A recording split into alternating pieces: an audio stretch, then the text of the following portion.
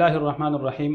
معزز ناظرین دوستو، نبی کریم صلی اللہ علیہ وسلم کا ارشاد ہے، افشوا السلام بینکم، آپس میں سلام کو عام کرو۔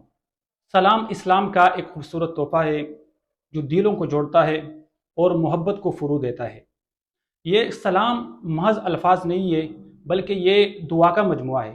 السلام علیکم کا مطلب ہے آپ پر اللہ کی سلامتی ہو۔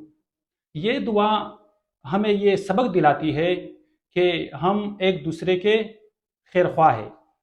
سلام کرنے والا متواضع عاجز ہوتا ہے اور جواب دینے والا محبت و احترام کا اظہار کرتا ہے۔ قرآن کریم میں اللہ رب العزت فرماتے ہیں وَإِذَا حُيِّيتُم بِتَحِيَّةٍ فَحَيُّوا بِأَحْسَنَ مِنْهَا أَوْ رُدُّوهَا، کہ جب تمہیں کوئی سلام کرے تو اس کو بہتر جواب دے دو ورنہ کم از کم ویسا ہی لوٹاؤ۔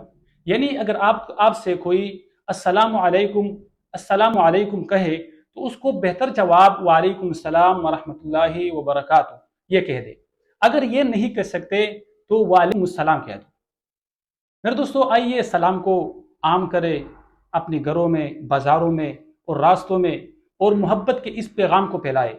جزاکم اللہ۔